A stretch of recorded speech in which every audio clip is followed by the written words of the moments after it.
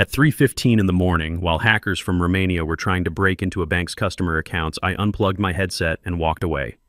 Not because I was scared, not because I couldn't handle it, but because they just told me I was worth $4,500 while my coworker Jason was worth $32,000 for doing half the work.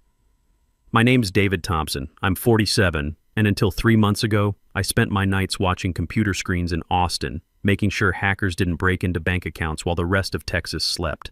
I didn't quit in a blaze of glory. I didn't slam my laptop shut, flip my desk, or give some speech people would repeat around the water cooler. I left the way you leave a building that's been crushing your shoulders for 23 years. Slow, careful, and with this weird kind of relief once the weight wasn't mine to carry anymore. It started with a retention bonus announcement on a Thursday morning. You know the kind. Corporate good news that's really just fear wearing a suit and tie. I worked the overnight cybersecurity shift for Apex Security Solutions, a mid-size firm that handled network monitoring for financial institutions. Nothing glamorous about it. When a threat got past our defenses at 2:30 a.m., my phone would buzz and I'd be the one digging through logs, blocking IP addresses, and keeping someone's retirement fund from disappearing into some server farm in Romania. Day shift got the credit, night shift got the blame. Pretty standard setup. We had a small team covering nights, 5 of us rotating coverage across the week. 2 were solid guys who knew their stuff. 1 was fresh out of college, still learning. 1 was this guy who always seemed busy but never actually available when things went sideways. And then there was Jason Wilson. Jason was 29, team lead for the day crew, and he had this way of making everything sound easy. Always relaxed, always smiling like the job was just following a checklist. He'd say things like, "Don't stress it, Dave.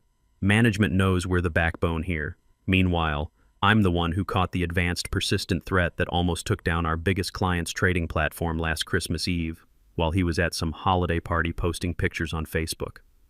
So when Lisa Roberts, our director of engineering, called an all-hands meeting about retention bonuses for critical personnel, I already had a pretty good idea how this would shake out. I'd been around long enough to understand the math. Praise costs nothing, panic costs everything. Lisa did the whole warm voice routine. We're investing in our people. We want to reward commitment and recognize our most critical contributors. Critical contributors. I almost laughed out loud at that one. I'd been keeping their systems secure for over 2 decades, training new hires, updating security protocols that should have been rewritten years ago. If critical meant anything, it meant if this guy leaves, we're in serious trouble. After the meeting, Lisa called people individually to deliver the numbers privately. Smart move. Harder for people to compare notes when you do it that way. Jason got his call first, came back into our team chat with this fake, humble attitude. "Guys, wow, really didn't expect this. They really showed some love." Then he sent me a private message with a screenshot like he'd won the lottery. $32,000. Cash bonus, not stock options, not overtime pay. Real money with a retention agreement to stay 12 months. He added, "Told you, Dave, they know who matters around here." My stomach did something unpleasant. Not jealousy exactly, more like recognition because I already knew what my number was going to be. Lisa called me 20 minutes later. Video on, big rehearsed smile. "First off, David, thank you. You've been such a stabilizing force on the night shift for so many years." I nodded because that's what you do. You nod when people give you compliments so they can get to the part where they explain why you're not worth as much as you thought. "We're offering you a retention bonus too. We're really excited about this." She paused like she expected me to break into applause. $4,500. For a second I thought she'd made a mistake, like maybe she'd forgotten a zero or read the wrong spreadsheet. I waited for her to correct herself, the way you wait for someone to realize they just said something completely insane. She didn't. 4,500, she repeated, still with that big smile. "And it comes with the same 12-month agreement as everyone else." I stared at her through the webcam and felt this dull heat rise up my neck. Not anger yet, more like embarrassment on her behalf. Like she'd just told me exactly what she thought I was worth and expected me to thank her for being honest about it. "Okay," I said, because I couldn't trust my voice to do anything else. Lisa's smile got a little tighter. "I want you to know this reflects budget considerations, not your performance. You're extremely valued here, David." "Right. Valued at about the price of a used pickup truck." When the call ended, I sat there in my home office with the lights off, monitors glowing blue, listening to my daughter upstairs getting ready for her freshman year at UT. Pre-med. Smart as hell, works twice as hard as I ever did. Her tuition alone was going to run me $15,000 this semester, and I'd been counting on something like this bonus to help cover it without touching what little I had saved for retirement. I opened my personal spreadsheet, the one where I track everything from mortgage payments to grocery bills, and typed $4,500 in a cell. Then I typed $32,000 right under it, not to torture myself, just to see it in plain numbers. 1 week earlier, Jason had missed a critical security alert because he'd stepped away from his desk to grab coffee. I was the one who caught it during the handoff, escalated it properly, and kept our client from having their customer data exposed during peak trading hours. Lisa had sent a team email thanking everyone for maintaining our high standards. Now I was being offered walking around money to lock myself into another year of watching other people take credit for my work. The worst part? Jason wasn't even the real problem. He was just the loudest symptom of something I'd been ignoring for way too long. That Monday night, right around 11:30 p.m., our monitoring system started throwing alerts. Started small, then got ugly fast. Some group out of Eastern Europe was probing one of our financial clients' networks, testing for vulnerabilities in their customer portal. Usually we'd implement our standard blocking procedures and escalate through normal channels, but our response protocols were outdated. Last time I'd suggested updating them, Lisa told me to focus on execution, not process improvement. My phone buzzed. Jason, of course. Hey Dave, seeing some activity on the client dashboard. You got eyes on it? I looked at the attack pattern developing on my screens, looked at the alert queue filling up faster than I could clear it. Then I opened that retention agreement Lisa had emailed me. 12 months minimum commitment, immediate repayment if I left early.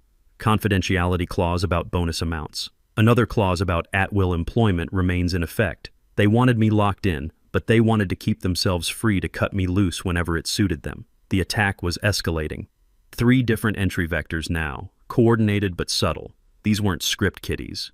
This was professional work, the kind that keeps bank executives awake at night and gets cybersecurity firms sued into bankruptcy. I'd seen this pattern before. Christmas Eve, 2 years ago. Memorial Day weekend last year. Always during holidays or weekends when the day shift was gone and it was just me and maybe one other guy holding down the fort. Always when the people who got the credit weren't around to handle the consequences. My phone rang. Unknown number, but I recognized the country code. Romania. I didn't answer it. That's not how these things work. The call was just misdirection, trying to get me to think they were amateurs. Real professionals don't call to gloat. They work in silence and disappear before you know what hit you. But it told me something important. They knew someone was watching. They knew someone competent was on the other end of their attack, and they were trying to rattle me. At 1:15 a.m., I had a choice to make. I could follow protocol, escalate to Lisa, wake up the incident response team, spend the next 4 hours walking people through technical details they should have already understood. Or I could handle it myself, like I'd been doing for 23 years. The smart play was to follow protocol, cover my ass, make sure everyone knew I'd done everything by the book. Let the company deal with the consequences of being understaffed and undertrained on nights. Instead, I started documenting everything. Screenshots of the attack vectors, network traffic logs, timestamps showing when alerts fired and when I reported them, not for the company's benefit, for mine. At 2:15 a.m., the attackers shifted tactics. Instead of trying to break through the customer portal, they started targeting our internal administrative systems, the ones that controlled access to all our clients' networks, not just one. That's when I realized this wasn't random. They'd been watching us, learning our patterns. They knew our night coverage was thin. They knew most of our security team was day shift only. They knew exactly when to strike for maximum impact with minimum resistance. My phone buzzed again. Jason, Dave, this is getting pretty hairy. Should we loop in Lisa? I stared at that message for a long time. Should we loop in Lisa? The same Lisa who just told me I was worth $4,500. The same Lisa who told me to focus on execution instead of improving our defenses. The same Lisa who was sound asleep in her suburban house while hackers tried to steal people's life savings. Your call, I typed back. You're the team lead. 3 dots appeared, then disappeared. Appeared again. Jason was typing something, then deleting it, then trying again. Finally, I think you should call her. You know this stuff better than anyone. There it was. The truth that everyone knew but nobody wanted to say out loud. When things got serious, when real expertise was needed, they came to me, the guy worth $4,500. At 2:45 a.m., Lisa finally answered my escalation call, voice thick with sleep and irritation. "Is this urgent, David?" I watched the attack escalate to the point where it was going to start impacting client operations. SLA violations, angry calls to executives, the whole mess. "Yes," I said, and my voice was calm in a way that surprised me. "How urgent?" I looked at my screens, looked at the retention agreement still open in another window, looked at the clock counting down to when this would become someone else's problem to explain to very angry people with very expensive lawyers. They're inside the admin systems now. If they get root access, they'll have keys to everything. Every client, every account, every transaction. Silence on her end. Not the good kind of silence where someone's thinking. The bad kind where someone's realizing they're in over their head. "What do you need me to do?" she asked. "Nothing. Just wanted you to know where we stand. Can you stop them?" I could. I'd stopped worse attacks with less warning and fewer resources. I'd been the guy cleaning up messes like this for 2 decades while other people slept peacefully in their beds. "Probably," I said. "Then do whatever you have to do, David. Just fix it." At 3:10 a.m., after 20 minutes of walking her through technical details she should have understood but didn't, she said it again. "Just do whatever you have to do to fix it, David." At 3:15 a.m., I stood up from my desk, unplugged my headset, and took my security badge off the lanyard like I was removing something that had never really belonged to me in the first place. And I walked away. I didn't panic afterward. Didn't spend the night staring at the ceiling wondering if I'd made a mistake. My brain just felt quiet, like I'd finally stopped trying to justify things that had never made sense to begin with. The funny thing about walking away from a cyber attack is that the attack doesn't stop just because you're not there to fight it. The Romanian hackers didn't pack up and go home because David Thompson decided he was done being undervalued. They kept working, kept probing, kept trying to break into systems that were now defended by people who didn't understand how those systems actually worked. I found out later, much later, that it took them 3 hours to contain what I could have stopped in 30 minutes. 3 hours of financial data at risk, 3 hours of SLA violations piling up, 3 hours of Lisa and Paul Anderson, our VP of operations, running around like their hair was on fire, trying to figure out why their night coverage had suddenly vanished. By 6 a.m., they'd managed to lock down the immediate threat, but the damage was done. Not just to the systems, to the company's reputation. When you're in cybersecurity, word travels fast. Other firms hear about incidents. Clients start asking uncomfortable questions. Insurance companies start adjusting premiums. By noon the next day, my phone was buzzing like an angry wasp. Slack messages first, then texts, then missed calls from Lisa that she didn't bother to follow up with voicemails. When managers are confident, they leave detailed messages. When they're scared, they just keep calling. I checked my work email once just to see the damage. Overnight tickets had piled up like autumn leaves. The client in Europe had escalated to their VP of operations. Another client was threatening to invoke penalty clauses in their contract. Buried in my inbox was a calendar invite titled Emergency Coverage Discussion. No agenda, no apology. That's when my irritation sharpened into something cleaner. This wasn't sudden. It hadn't been one bad night or a misunderstanding. This was a pattern I'd been working around for 23 years, telling myself it was temporary, that this is just how night shifts work in corporate America. I started pulling documentation, not angrily, methodically. Performance reviews, incident reports, security certifications I'd maintained on my own time and dime.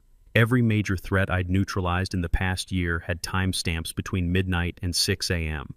My signature somewhere in the resolution chain. The retention program fine print told its own story. The money came from a discretionary budget Lisa controlled. Amounts weren't tied to performance metrics or seniority. They were tied to leadership perception, which meant who made the executives feel safe during business hours. Jason made them feel safe. I made problems disappear in the dark where no one had to think about them. The real kicker was buried on page 3 of the retention agreement. A clause about performance expectations during the commitment period. Essentially, if you signed the agreement, you were committing to the same workload and responsibilities for 12 months, regardless of any changes in staffing, scope, or incident frequency. They weren't just buying your loyalty, they were buying your availability. For Jason, that meant 12 months of day shift work, regular hours, manageable stress levels. For me, that meant 12 months of being the only thing standing between skilled hackers and other people's money, every night, for the price of a decent used car. By Wednesday afternoon, Paul Anderson, our VP of Operations, called me directly. I'd talked to Paul exactly 3 times in 23 years, and every conversation happened when something was already on fire. "David," he said, skipping any pleasantries, "we're seeing some cascading issues from Monday night. Lisa says you have the most context on our response protocols." Context. Not authority, not ownership. Context. "I do," I said. "Can you jump on a call with the team, help us get this sorted out?" I thought about that retention agreement sitting unsigned in my inbox. Thought about the repayment clause. Thought about Jason's screenshot and that $27,500 difference. "I can," I said slowly, "but I won't." Silence on his end. Long enough to tell me everything I needed to know. "Why not?" Paul asked.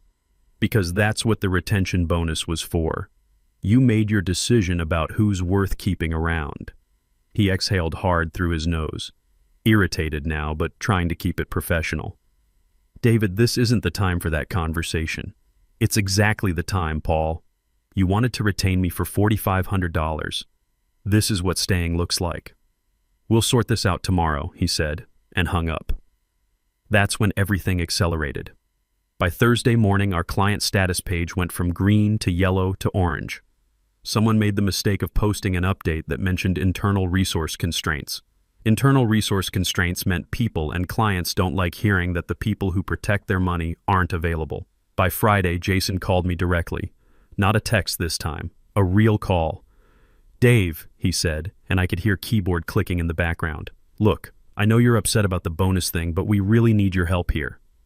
Lisa's breathing down our necks, and honestly, I'm in over my head with some of this advanced stuff."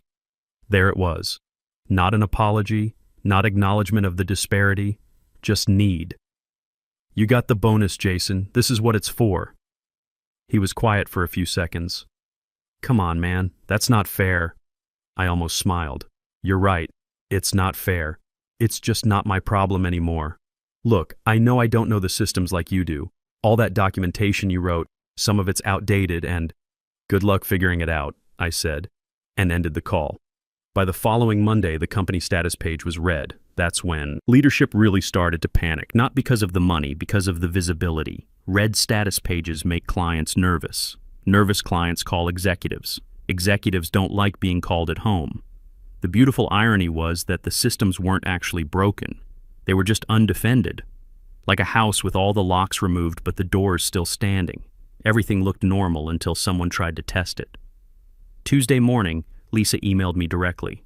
No CCs, no corporate speak. "David, we need to talk. What will it take?" I read it twice, then wrote back 3 sentences. "I'm open to discussing compensation alignment with industry standards, clear advancement path, and transition to day shift coverage. Until then, I'm not available for emergency support. This isn't punitive, it's professional." Within an hour, HR had joined the email thread. By afternoon, legal was copied. They weren't there for me. They were there because someone had finally asked the obvious question. How does one guy walking away bring down our entire night operation? That question doesn't lead to promotions. It leads to audits. By Thursday, the story inside the company had shifted. People stopped asking me to come back and started asking who approved what, when, and why. Someone noticed that night shift performance reviews were capped at meets expectations regardless of actual performance. Someone else noticed that retention bonuses weren't documented against any objective criteria. Someone else noticed that Jason had signed his agreement just hours before an incident he couldn't handle on his own. Paul scheduled a process improvement review. Lisa stopped responding to emails altogether. And that's when it hit me. They'd thought I was gone, but I wasn't gone. The consequences of how they'd treated me were just arriving one audit trail at a time. The audit didn't come with flashing lights. It arrived as calendar blocks titled Review and Follow-Up. booked by people who never joined night calls and never asked how outages were fixed. They didn't need explanations. They had timelines, logs, emails, signed agreements with different numbers for the same role. Lisa disappeared first. Officially, she was pursuing other opportunities. Unofficially, her name just stopped appearing in company directories. When someone's been with a company for 8 years and then vanishes without a farewell email, you know the decision wasn't mutual. Jason lasted longer. He tried to step into the vacuum, started posting updates, volunteering for calls, speaking louder in meetings. But visibility works both ways. When people started asking detailed questions about security protocols and incident response procedures, his answers got thin fast. He wasn't incompetent, he just didn't know the systems the way he thought he did. And now everyone could see it. 3 weeks after I'd walked out, a recruiter I'd spoken to years earlier reached out. Day shift position at a larger tech company here in Austin. Same technical scope, but with actual career progression and a team that understood what cybersecurity work actually involved. The conversation was different from any job interview I'd had in years. They didn't ask me to justify my experience or prove my value. They'd already done their homework. They knew about the incident at Apex, knew about the retention program, knew that companies sometimes make expensive mistakes about who they choose to keep. "We're not looking for someone to clean up problems in the dark," the hiring manager said. "We're looking for someone to build systems that prevent problems from happening in the first place." The offer came back with an $18,000 base increase over what I'd been making, better health benefits, and no retention agreement required. They wanted me because of what I could do, not because they were afraid I'd leave. I accepted it the same day. HR at Apex emailed me midweek. Careful wording, no apology. They wanted to close the loop on my employment status. I replied with a clean resignation letter. 2 paragraphs, no accusations, just facts. Last day worked, reason for leaving, misalignment of role scope and compensation. Legal signed off within an hour. That told me all I needed to know. They weren't trying to keep me anymore. They were trying to reduce their liability. I handed over access the way I always had. Documented, complete, professional. I didn't sabotage anything. I didn't delete files. I didn't need to. The damage was already done by people who thought expertise was replaceable and loyalty was cheap. Jason lasted the full 12 months, but he never got another bonus. That was the real karma. Not dramatic, not cinematic. Just a 29-year-old watching his career plateau while he figured out how much he didn't actually know. He left 6 months after his retention period ended. Last I heard, he was doing desktop support somewhere in Dallas. As for me, the first time my phone rang at 2 a.m. at the new job, it was a wrong number. I silenced it and went back to sleep without thinking about threat levels or client SLAs or whether someone would blame me if I didn't fix something before morning. Because walking out at 3:15 a.m. wasn't the dramatic part. The dramatic part was realizing I didn't have to prove my worth by being exhausted anymore. They paid to keep the wrong person, and I just stopped pretending that was my responsibility to fix. My daughter starts her sophomore year in the fall. Pre-med, just like she planned. And for the first time in years, I'm not worried about how we'll pay for it. The new job's tuition assistance program covers half, and the salary increase covers the rest with room to spare. But the real victory isn't financial. It's simpler than that. I sleep through the night now. When my phone buzzes at 2 a.m., it's usually just a text from my daughter studying late in the library asking if I'm proud of her. I always text back the same thing. More than you know, 23 years spent believing that if I just worked hard enough, stayed loyal enough, solved enough problems that other people couldn't, I'd eventually be valued the way I deserved. It took a $27,500 retention bonus gap to teach me something every 47-year-old man should already know. Your worth isn't determined by how much punishment you're willing to absorb. Sometimes the best revenge is just refusing to be undervalued anymore. Everything else takes care of itself.